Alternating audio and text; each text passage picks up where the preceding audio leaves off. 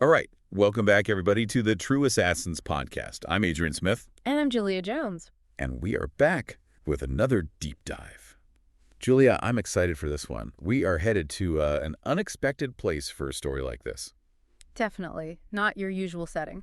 Yeah, the Vatican, Eh. the heart of the Catholic Church. Yeah, you don't typically think of, murder and intrigue when you think about the Vatican. Right, exactly.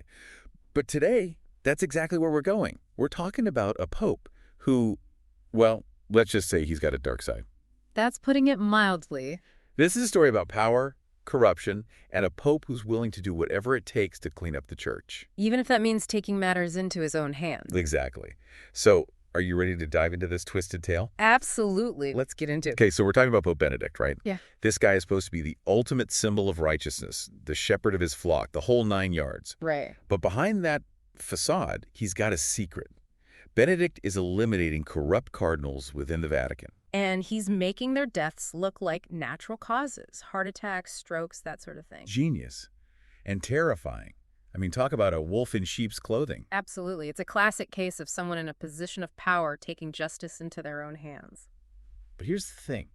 Benedict is clearly haunted by his actions. He's carrying a lot of guilt, right? Yeah.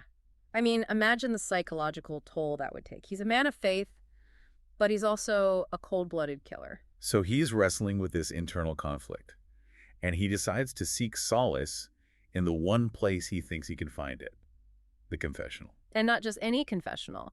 He chooses a small, almost forgotten basilica. Like he's trying to hide in plain sight. Yeah, there's a sense of desperation there, like he's clinging to the hope of finding absolution. So picture this. Benedict enters the confessional, kneels down, and spills his guts. He confesses everything. The poison, the meticulous planning, the whole twisted operation. And he thinks he's finally unburdening himself, getting it all off his chest. But here's where it gets really crazy. The priest on the other side of the confessional, well, he's not just some random priest. He knows Benedict's secret. He knows everything. And instead of offering absolution, he drops a bombshell. He tells Benedict that he's trapped.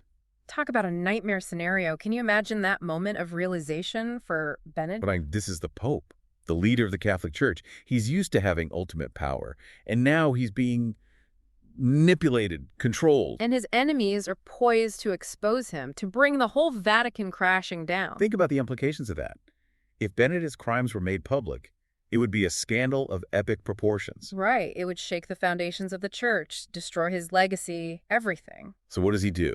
Facing utter ruin, Benedict makes a final, chilling decision, He takes his own life. using the same poison he used on his victims. Wow.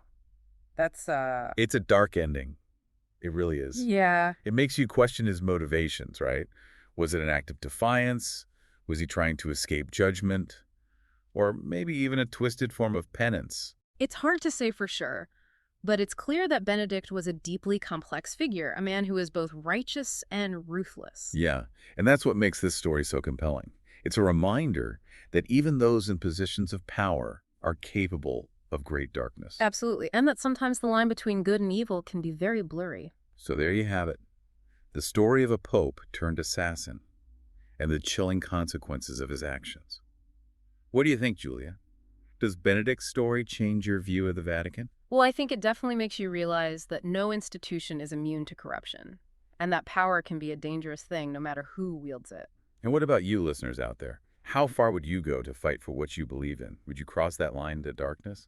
Let us know your thoughts in the comments below. And make sure to rate and follow the True Assassins podcast for more addictive true crime stories just like this one. We'll be back tomorrow with another deep dive into the dark world of murder, hitmen, and assassins. Until then, stay curious, stay safe, and remember, the truth is often stranger and far more dangerous than fiction. See you tomorrow. Bye.